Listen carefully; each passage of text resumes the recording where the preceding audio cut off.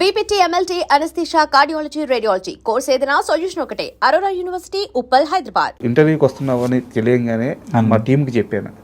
So అందరూ ఎక్కువ అడిగింది ఏంటంటే ప్యారడైజ్ అప్డేట్స్ అడుగు అని చెప్పి అడిగారు. సో ప్యారడైజ్ లో నాకు తెలుసు పర్సనల్ గా మీది ఫుల్ లెంత్ క్యారెక్టర్ ప్యారడైజ్ మొత్తం ఉంటుంది మీరు అన్న. లేదన్నా, లేదు. అయితే ఏమైందంటే నేను అగ్రిమెంట్ చేసినప్పుడు ఫుల్ లెంత్ క్యారెక్టర్ ఉండే. ఇది ఇరుముడు ఒప్పుకోక ముందు అదే ఒప్పుకున్న కమిట్ అయినా షూట్ కనేటప్పుడు ఆ క్యారెక్టర్ డిలీట్ అయిపోయింది. సార్ ఏమన్నాడు, శ్రీకాంత్ సార్ ఏమన్నాడు అంటే, అన్న క్యారెక్టరు రాసే క్రమంలో తీసే క్రమంలో ఎగిరిపోయింది, కొంచెం డైలాగులు తక్కువ ఉన్నాయి, నిన్ను అక్కడ పెట్టాలంటే నా మనసు ఒప్పట్లేదన్నా, వేరే క్యారెక్టర్ పెడదామన్నాడు. ఆ లోపు సరే అని అది చాలా గ్యాపులు వచ్చింది. ఆ లోపు సినిమా అయిపోయింది. ఇది ఇరుముడి అయిపోయింది. మళ్ళా ఒకసారి కాల్ చేస్తే ఇంకో డాక్టర్ క్యారెక్టర్ అన్నారు. ఆ క్యారెక్టర్కి చేస్తుంటే దానికి డైలాగులు తక్కువ ఉన్నాయి, వద్దన్నా, నిన్ను పెడితే మంచిగా పెడదాం అనుకుంటున్నా అన్నాడు. సరే అని ఊకున్నా. లాస్ట్కి ఏం చేసిండు, క్లైమాక్స్లో ఒక మంచి ఆఫీసర్ క్యారెక్టర్ ఇచ్చిండు. మంచి క్యారెక్టర్ క్లైమాక్స్లో ఉంది. అయిపోయింది, ఇంకొక 3-4 డేస్ ఉంటుంది షూట్, అంతే. సినిమా అంతా అయిపోయింది. చాలా బాగా వచ్చిందన్న. నాకు హ్యాపీ ఏంటంటే ఈ ఇరుముడు ఎంత సక్సెస్ అయిందో ప్యారడైజ్ కూడా అంత సక్సెస్ అవ్వాలి. ఆ డైరెక్టర్ నిలబడాలి, ఆయన మంచి వ్యక్తి. నానన్న కానీ అందరూ ఎవరైనా 24 క్రాఫ్ట్స్ 1000 మంది కష్టపడేది సక్సెస్ కోసమే. దేవుడి దయ వల్ల తెలుగు సినిమాలు అన్నీ సక్సెస్ అవుతున్నాయి. ఆ ఖాతాలో ప్యారడైజ్ కూడా ఉండాలి, బ్లాక్ బాస్టర్ అవ్వాలని కోరుకుంటున్నా. అండ్ ప్యారడైజ్ షూట్ మొత్తం మీ ఊరి పక్కనే ముచ్చింతల్లో. ఆ సెట్ మొత్తం ఎన్విరాన్మెంట్ చెప్పండి ఎలా ఉంది? అంత ఇక నీకు ఒక కేజీఎఫ్ వాతావరణం కనబడుతుంది అన్న. కానీ అంత ఒక పాత బస్తీ. అది చూస్తేనన్న ఇప్పుడు ఇరుముడి అనుకో, మనం ఇది ఒక ఫ్యామిలీలా ఉంటుంది కాబట్టి దాన్ని ఎక్స్ప్లెయిన్ చేస్తే అర్థమవుతుంది. అది చూసినా అర్థం కాదు కానీ స్క్రీన్ మీద చూస్తేనే అర్థమవుతుంది అన్న. ఆ గ్రాండియర్ ఉంటుంది. మనకు లొకేషన్ ఒకలా ఉంటుంది, నువ్వు చూసే విధానం ఒకలా ఉంటుంది.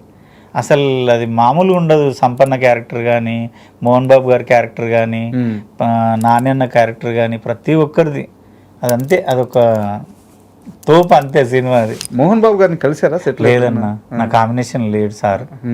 అంటే ఫస్ట్ చెప్పిన క్యారెక్టర్ మోహన్ బాబు గారి కాంబినేషన్ ఉండే. ఫస్ట్ చెప్పిన క్యారెక్టర్ నాకు తెలుసు ఉండే. ఫుల్ లెంత్ రోల్ సినిమా అంతా ఒక జర్నీ ఉంటుంది, మెయిన్ క్యారెక్టర్. అది నాకు తెలుసు. బట్ మారింది విషయం నాకు తెలియదు. మారింది. ఇక దేవుడి దయ వల్ల ఏంటంటే, నా బాధ ఏంటంటే శ్రీకాంత్ అన్నతో ఉండాలి నేను. చిన్నదా పెద్దదా పక్కన పెట్టు, నాకు తెలిసిన వాళ్ళ సినిమాల్లో నేను ఉండాలి. బట్ శ్రీకాంత్ ఓదిలా గారికి మీ మీద ఆ స్పెషల్ కేర్ ఏంటి? ఆయన దసరా సినిమాలో పెట్టుకున్నారు. ఇప్పుడు ప్యారడైజ్లో ఇన్ని క్యారెక్టర్లు పోయినా కానీ మళ్ళీ ఒక క్యారెక్టర్ మిమ్మల్ని పిలిచి పెట్టుకున్నారు. అండ్ మోర్ ఓవర్ ఆయన చిరంజీవి గారితో ఒక సినిమా చేయబోతున్నారు. అవునన్నా. ఆ సినిమాలో కూడా మీ క్యారెక్టర్ ఆల్రెడీ కన్ఫర్మ్ అయిపోయిందని తెలుసు నాకు.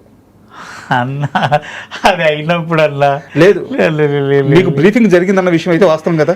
లేదన్నా, అవన్నీ వద్దు.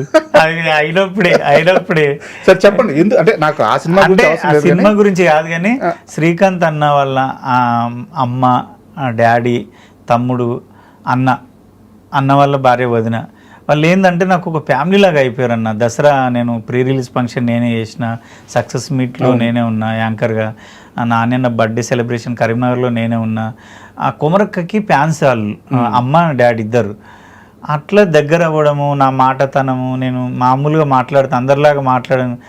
యాక్చువల్లీ బ్రో ఇవి ఉండవు కాబట్టి పూర్వంలాగా, అంటే మన ఇంటి మనిషిలాగా ఉంటాయి కాబట్టి వాళ్ళకి బాగా ఇష్టము. శ్రీకాంత్ అన్న ఆయనకు నాకు తెలిసి అయితే అనుకుంటున్నా, కొంచెం నేను టైం సెన్స్ ఎక్కువ అన్న. నాకు నువ్వు 5 గంటలకు రాన్నావు అనుకో, ఒక 4:30కు 4:30కి దసరా సెట్లో సెక్యూరిటీ గార్డ్ కూడా రాకపోయేది, నేను ఒక్కరిని ఉంటుంటే అక్కడ.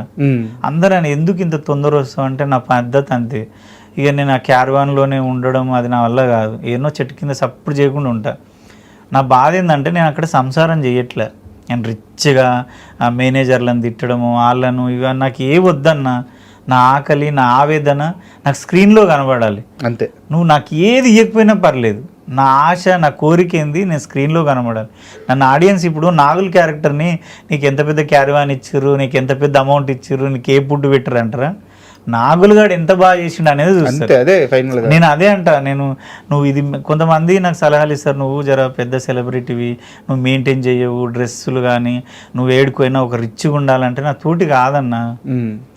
అది బాడీలో లేనిది నేను ఏడికెళ్ళి, ఇది అంతా నేను కష్టపడితే వస్తుంది, కానీ నా పుట్టుకలో లేదు కదా అది. నేను ఎన్నో కష్టాలు పడితే గీడి దాకా వచ్చిన. ఇప్పుడు నేను ఏదో అవి అంటే నా వల్ల కాదన్న. మా ఊర్లో కూడా అంటారు, నువ్వు ఏందిరా ఇరుముడి సినిమా రిలీజ్ అయింది, గంత బ్లాక్ బస్టర్ అయింది, ఊర్లో లుంగి కట్టుకొని ఆ పొలం కాడికి పోయి మోరి తవ్వుకుంటా ఆ పని చేసుకుంటూ ఈ పని చేసుకుంటున్నా అంటే, ఏమో నాకు అదంతే, నా బతుకు అంతే. ఇక ఆ విషయంలో నేను ఏం చేయలేను దాన్ని. అదే బ్యూటీ కూడా. ఏమో కొందరు అంటే తిడతారన్న, నువ్వు మెయింటైన్ చేయాలి, ఒక రిచ్గా ఉండాలి, ఒక సెలబ్రిటీ లాగా గ్లాసెస్ పెట్టుకొని అట్లా తిరుగుతుండాలని. అమ్మ నా వల్ల కాదు, నా బాడీ ఒప్పుకోదు అది. అండ్ ప్యారడైజ్ లో చేశారు కాబట్టి నాని గారితో కాంబినేషన్ సీన్స్ ఉండొచ్చు, ఉన్నాయి. సో మీరు దగ్గర నుంచి ఆ మనిషిని చూశారు, ఆయన కష్టాన్ని చూసారు. 4వ సినిమా అన్న నేను. సో నాని గారి ఆ వ్యక్తిత్వం కానీ, సినిమా కోసం ఆయన కష్టపడే తీరు కానీ, ముఖ్యంగా ప్యారడైజ్ విషయంలో ఆ ఎక్స్పీరియన్స్ ఏమైనా షేర్ చేయండి.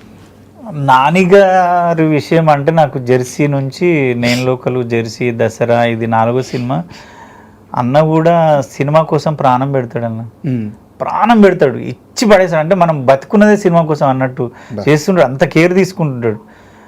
చూసిన ఆయన పట్టిందల్లా బంగారం అవుతుంది. ప్రొడక్షన్లో ప్రొడ్యూసర్గా చేసిన సినిమాలు, హీరోగా చేసిన సినిమాలు, ప్రతిదీ అంటే ఆయన డెడికేషన్, ఆయన హార్డ్ వర్క్ అంత ఉంటుంది.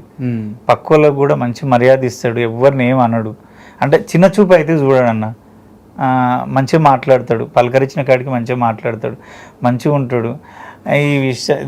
దీని విషయంలో ప్యారడైజ్ వరకు నేను వచ్చిన అంటే మెయిన్ ఒక వ్యక్తికి థ్యాంక్స్ చెప్పాలన్నా. నా లైఫ్లో ఆ మనిషి అసలు గ్రేట్ అంటే గ్రేట్. ఆయనకి ఇంతవరకు నేను ఛాయ్ కూడా తాపలేదు. వినయ్ అన్న అని ఉంటాడు, జెర్సీకి, దసరాకు, ఈ ప్యారడైజ్కు కో డైరెక్టర్ అన్న. నేను మల్లిరావ సినిమాలో పరిచయం. నాకు అప్పుడు 1000 రూపాయలు నా పేమెంట్, బైక్ ఉంది నా దగ్గర, పెట్రోల్ కూడా డబ్బులు. అక్కడ నుంచి ఇక్కడ దాకా నా బిహేవియర్ నచ్చి, నా టైమింగ్ అదంతా నచ్చి, నన్ను ఏడుకోయినా ఫస్ట్ సజెస్ట్ చేస్తాడు. ఈ ఇరుముడి మెయిన్ అన్న, ఇరుముడి కూడా నేను ఆయన కాల్ చేసిన, అన్న వినయ్ అన్నకి ఇట్లా కాల్ వచ్చిందన్న, వెళ్ళాలా, మళ్ళీ ఇక్కడ మన మాట పోతుంది, డేట్లో అడ్జస్ట్ కాకపోతే ఇబ్బంది అవుతుంది కదా అంటే, అరే నేను కో డైరెక్టర్ని, ఇక్కడ ఏమైనా డేట్లు అట్లా ఉంటే నేను అడ్జస్ట్ చేస్తా, నువ్వు టెన్షన్ పడకు. శివ సార్ నీ గురించి ఒక క్యారెక్టర్ రాసిండంటే అది మామూలు విషయం కాదు, నువ్వు ఒప్పుకో, 100% చెయ్యన్న. ఒకవేళ ఆ రోజు ఆయన నేను వద్దురా కొమరం ఇబ్బంది అవుతుంది అంటే నేను చెయ్యకపోతే కదా, గోల్డెన్ ఛాన్స్ మిస్ అయ్యేది. అస్సలు నేను ఇప్పటికీ ఆయనకు చెప్తా, వినయ్ అన్న ఆయన డిసిషన్ నా డిసిషన్, ఆయన ఏది చెప్తే తింటా నేను గుడ్డిగా. ఆయన అంటే అంత ఇష్టం, నన్ను అంత నమ్ముతాడన్న. అంటే ఈ ప్యారడైజ్లో చెప్పండి నాని గారి గురించి. అంటే ఆయన సెట్లో చూసినప్పుడు ఎలా అనిపించింది, చొక్కా లేకుండా జడలు అయితే వేసుకొని? నా కాంబినేషన్ ఉన్నప్పుడు చొక్కా ఉందన్న, ఇంకా చొక్కా ఉంది, మంచిగా ఉన్నాడు. అంటే నేను ఆయన చూసి దసరాలోనే చూసిన ఎక్కువ, ఇంట్లో తక్కువ. కానీ దసరాలో మురికిలో బురదలో పొరలడం, ఎంత అసలు చలి, ఇట్లా మనం ఇట్లా కూడా ఇట్లా వణికే చలిలో బావిలో దుంకి కత్తి తీస్తాడు. అంత చలిలో వాటర్లో దుంకి రాత్రి 4 గంటలకు ఏమో తెల్లారజామున ఆయన చూస్తే ఏమనిపిస్తుంది అంటే, చేస్తే నానెన్నలాగా హార్డ్ వర్క్ అంత కసి ఉంటే ఇండస్ట్రీలు ఉండాలి, లేకుంటే మూసుకొని పోయి ఇంటికాడ పని చేసుకోవాలి.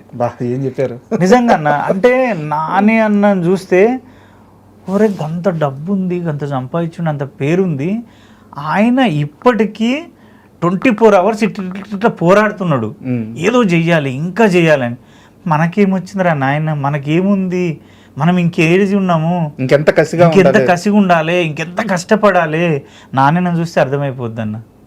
నాన్నను చూస్తే అసలు చేస్తే ఆయనలా బతుకు, లేకుంటే మూసుకొని వెళ్ళిపోయి ఏదైనా దందా చేసుకో. ఆ విషయం అయితే నేను గమనించినాను. సూపర్.